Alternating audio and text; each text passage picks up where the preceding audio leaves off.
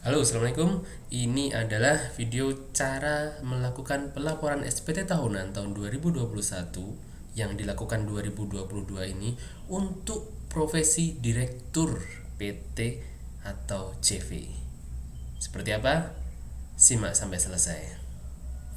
Baik pembaca tipspajak.com dan pemirsa Tips Pajak Media yang budiman, ini adalah video mengenai cara lapor SPT tahunan untuk tahun pajak 2021 untuk Anda yang berprofesi sebagai Direktur PT atau CV. Sebelum lanjut, kami ajak pembaca, pemirsa semuanya untuk like video ini, subscribe channel YouTube Tips Pajak Media, serta kunjungi berbagai kanal media sosial kami di bawah ini sudah ada Instagram, YouTube, website, Telegram, dan juga emailnya. Baik, lanjut. Jadi, bagaimana cara untuk lapor SPT tahunan untuk Direktur PT dan atau CV untuk tahun pajak 2021 yang artinya dilakukan tahun 2022 ini? Ini adalah caranya. Tahapan-tahapan secara tertulis, pemirsa bisa lihat di website ini ya, ada di link di bawah di tipspajak.com untuk Anda yang lebih suka untuk membaca ya. Nah, jadi pelaporan SPT tahunan ini ada dua cara ya. Ada dua cara untuk melalui e-form PDF dan juga melalui e-filing. Dan di video ini seperti di judul tadi, kita akan bahas mengenai cara pelaporan dengan e-filing ya. Oke, kita di video ini akan bahas melalui pelaporan SPT tahunan melalui e-filing dan di komputer, karena beda lagi ya, kita ada bisa melalui komputer, bisa melalui handphone. Dan video ini adalah cara pelaporan SPT tahunan untuk Direktur PT dan CV melalui e-filing di komputer ya. Yang langkah paling awal pertama sekali adalah kita harus menyiapkan formulir 1721A1. Artinya ini ada formulir bukti potong yang diterbitkan oleh perusahaan, oleh PT atau CV kita ya. Jadi apa ini, sekali lagi, apa ini formulir 1721A1 ini? Ini adalah formulir yang diterbitkan oleh perusahaan atas pemotongan PPh 21 atas gaji ya, atas penghasilan yang diberikan dari perusahaan kepada direktur. Itu dipotong dengan dibuktikan dengan formulir ini 1721A1. Jadi sekali lagi, langkah pertama adalah siapkan formulir ini. Bagaimana jika belum? Sebagai direktur Anda bertanggung jawab dan silahkan minta ke bagian accountingnya ya. Silahkan minta ke bagian accountingnya berapa penghasilan yang telah Anda peroleh sebagai direktur di perusahaan, di PT atau CV Anda.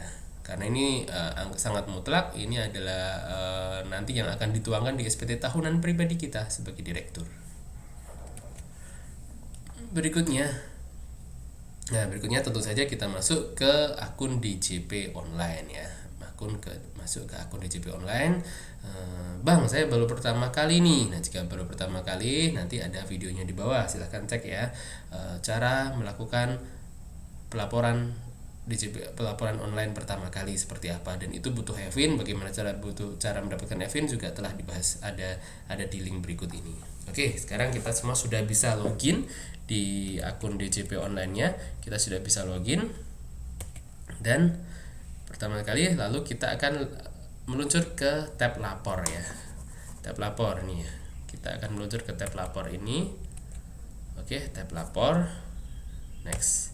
Dan di tab lapor ini tampilannya akan seperti ini, dan kita akan memilih yang e-filing. Oke, kita silakan pilih yang e-filing. Apa bedanya dengan e-form PDF? Jadi untuk karyawan ini lebih mudah memang melalui e-filing, meskipun ada dua cara. Jadi bedanya dengan e-form PDF apa? Jika e-form PDF itu adalah kita nanti mendownload formulir PDF-nya, formulir PDF khusus yang hanya bisa dibuka dengan aplikasi khusus, yakni Adobe Reader DC ya. Lalu kita mengisi PDF seperti biasa, lalu klik submit. Di situ ada fitur submit.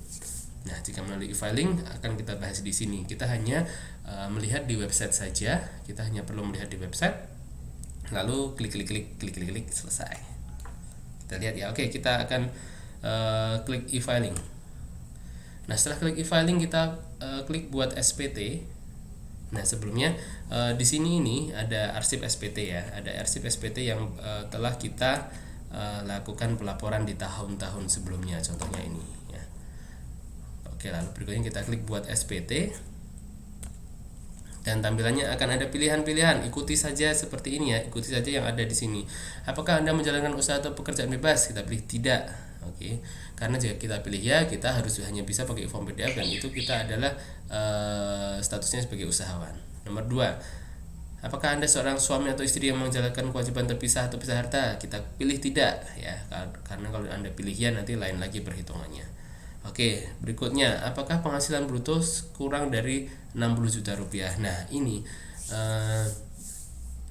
sebetulnya adalah jika ini menentukan kita perlu pakai kita perlu pakai 1770S atau cukup SS. Bedanya S dengan SS, jika SS itu jauh lebih sederhana karena nanti daftar hartanya hanya gelondongan ya, global ya, jumlah harta sekian, jumlah utang sekian. Dan di sini kami sarankan untuk kita memilih yang 1770S yang sederhana. Di situ ada rincian hartanya. Jadi meskipun jumlah penghasilan kita lebih dari 60, kita pilih saja yang tidak seperti itu ya. Meskipun jumlah penghasilan dari PT kita kurang dari 60 juta, di sini saya sarankan untuk memakai, tetap kita pilih tidak karena tujuannya kita akan memilih yang 1770S yang lebih rinci ya. Bang, bagaimana loh? Kenapa sih kurang dari 60 tapi dianggap lebih dari 60? Bagaimana sih jika saya milih kurang dari 60? Ya nggak apa-apa, sah-sah saja sih, nanti pilih aja ya. Itu lebih sederhana lagi. Jadi jika Anda menonton video ini, tutorial ini menggunakan 1770S, otomatis nanti untuk SS Anda akan jauh lebih bisa. Oke, setelah kita pilih tidak, nanti kita pilih yang bentuk formulir. Ikuti saja ini ya, ikuti saja di kami ini bentuk formulir. Bagaimana dengan panduan? Kalau panduan itu nanti bisa step by step, tapi kami sarankan untuk formulir. Dan bagaimana dengan upload SPT? Ini juga sah-sah saja, bisa-bisa saja upload SPT. Cuman nanti stepnya ada 2 step tambahan lagi, ya ini Anda harus mengunduh file ISPT, lalu melakukan install di laptop dan kemudian hasilnya CSV, dan CSV baru diupload di sini. Oke, sekali lagi kami sarankan untuk Anda pilih klik dengan bentuk formulir.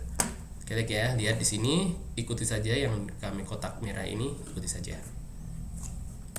Nah, berikutnya setelah diklik kita pilih tahun pajak 2021, kita pilih normal dan kita pilih selanjutnya. Nah, kita akan dibawa ke formulir seperti ini. Jadi mengisi SPT itu adalah dari belakang ya Bapak pemirsa, dari belakang. Dari misal 1770S ini adalah dari lampiran 2, lampiran 1, baru induk. Begitu pula dengan 1770, mengisinya adalah dari lampiran 4, 3, 2, 1, baru induk. Tips mengisi SPT adalah seperti itu, dari belakang. Jadi kita pilih tambah. Nah, setelah kita pilih tambah adalah ini adalah penghasilan yang telah dikenakan PPh final atau bersifat final. Nah, di sini ada beberapa pilihan ya penghasilan final. Sebentar, untuk konsepnya dulu, penghasilan bersifat final itu seperti apa? Jadi penghasilan yang sesuai namanya, final adalah sudah akhir. Jadi penghasilan final itu tidak bisa dikreditkan, dan atas penghasilan itu ya sudah nggak akan ada perhitungan ulang lagi. Gitu contohnya.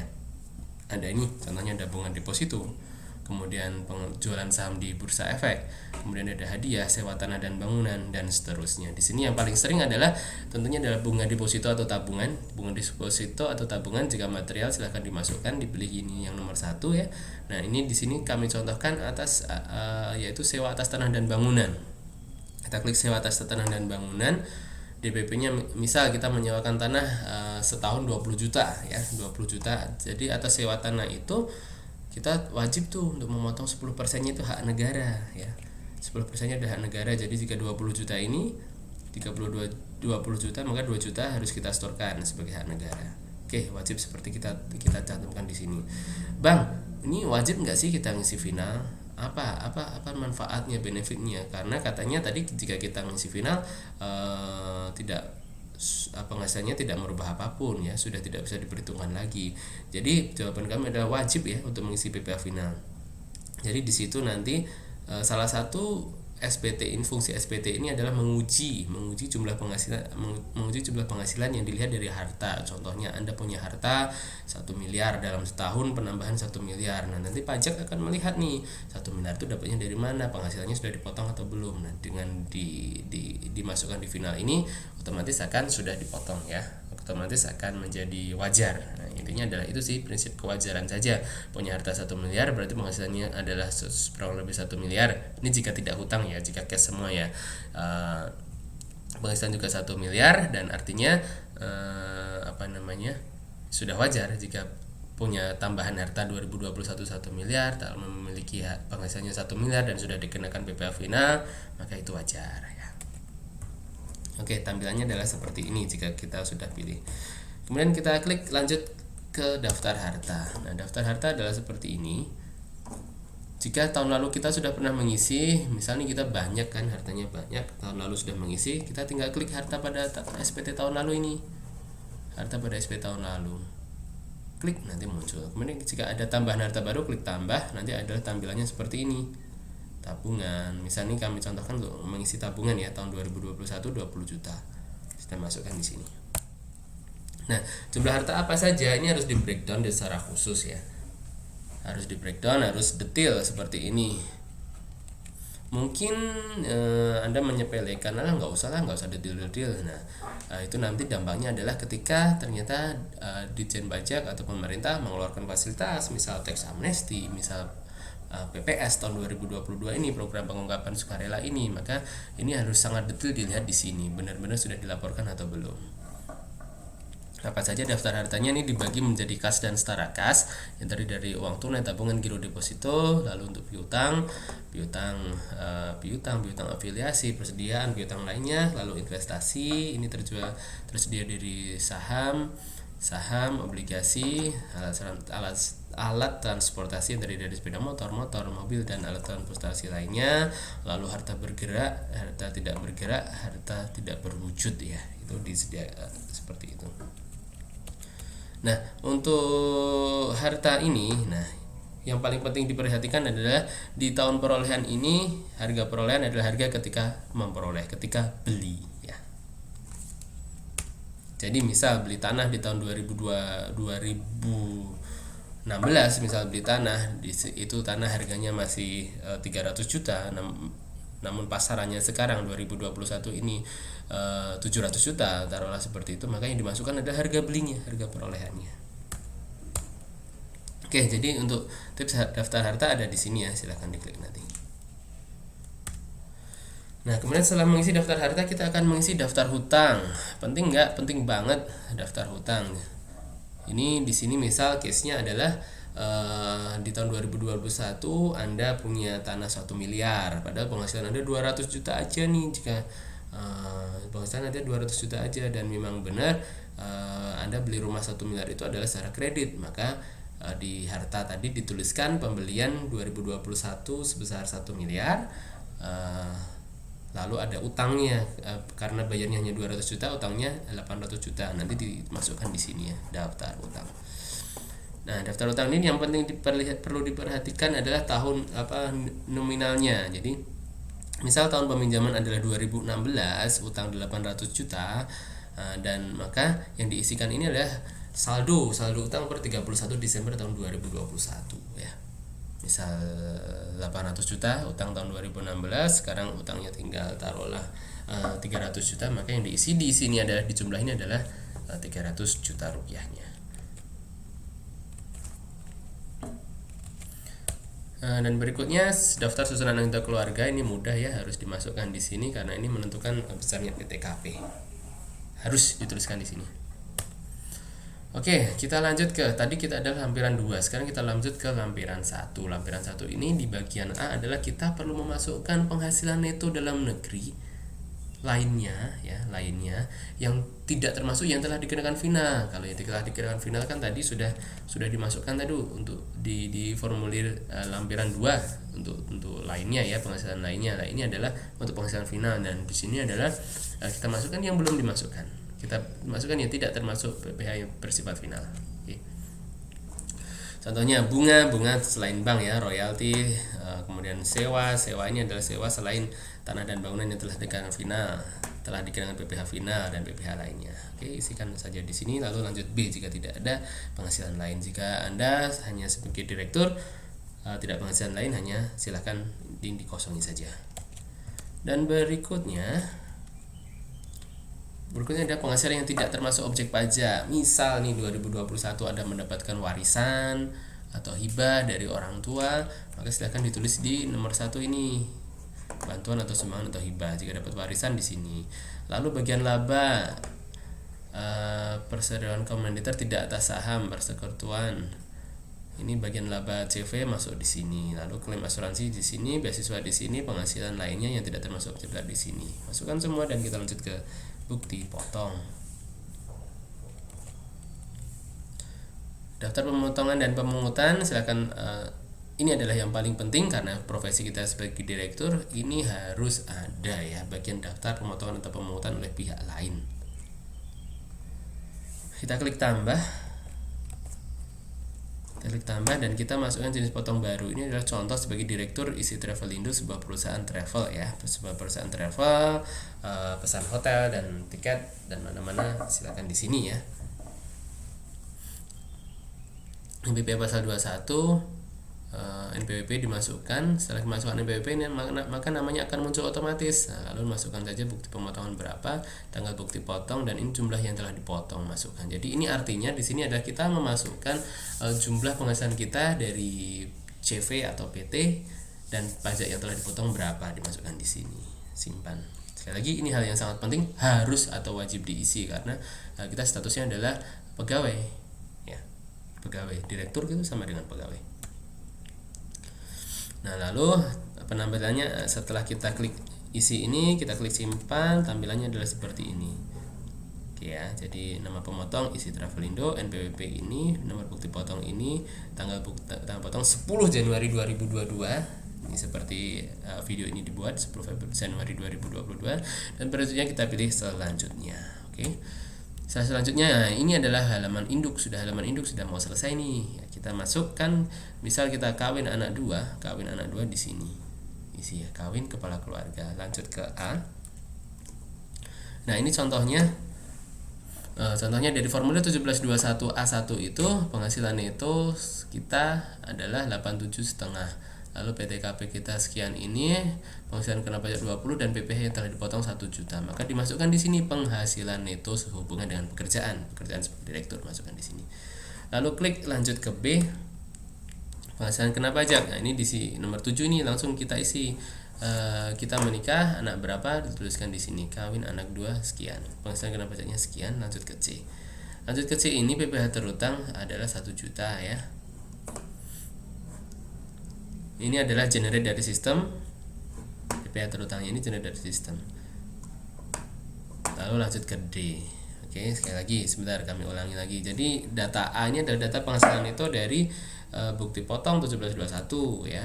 Lalu data B adalah penghasilan kena pajak kita, yaitu penghasilan itu dikurangi dengan 87,5 ini dikurangi dengan penghasilan tidak kena pajak 67,5 jika anaknya 2. Maka penghasilan kena pajak, artinya penghasilan yang dikenakan pajak adalah 20%. Dan tarifnya berapa PPh terutangnya? Ini karena masih 20 juta kena layar paling bawah ya, 5%. 5% kali 1 juta. 5% kali 20 juta sama dengan 1 juta. Jadi PPh terutang kita adalah 1 juta.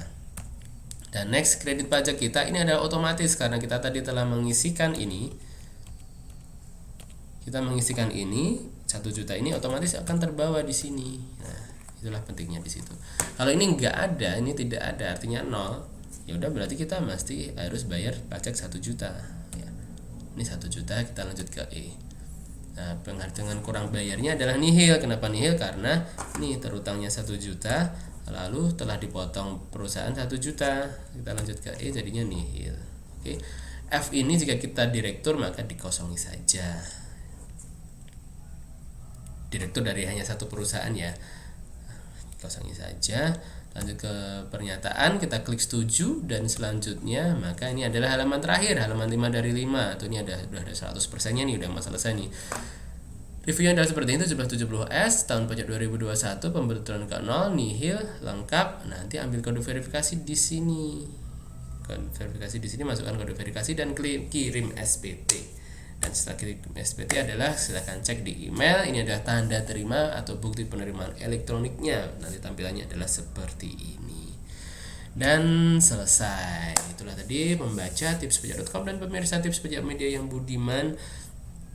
Itulah cara praktis lapor SPT tahunan untuk Direktur PT dan atau CV tahun 2022 ini. Kita lakukan di tahun 2022, artinya adalah untuk tahun pajak yang 2021. Semoga bermanfaat. Silahkan diikuti, dan jika masih ada yang ingin ditanyakan silahkan tuliskan di kolom komentar di bawah ini. Dan jika Anda merasa bermanfaat, kami mohon bantuannya untuk like video ini serta subscribe channel Tips Pajak Media, serta kunjungi berbagai kanal media sosial kami di link-link di bawah ini, Instagram, Telegram, dan seterusnya. Seperti itu. Dan tidak lupa kami sampaikan bahwa silakan di tipspajak.com ini membuka konsultasi perpajakan secara gratis ya, secara gratis tanpa perlu biaya. Dan silakan hubungi di Instagram maupun Telegram kami, dan insya Allah semua pertanyaan akan kami jawab, meskipun nanti tidak fast response ya, nanti tergantung situasi dan kondisi. Baik, seperti ini. Semoga bermanfaat. Kita jumpa lagi di video-video berikutnya. Salam sukses dan sehat selalu dari tipspajak.com dan Tips Pajak Media. Wassalamualaikum warahmatullahi wabarakatuh.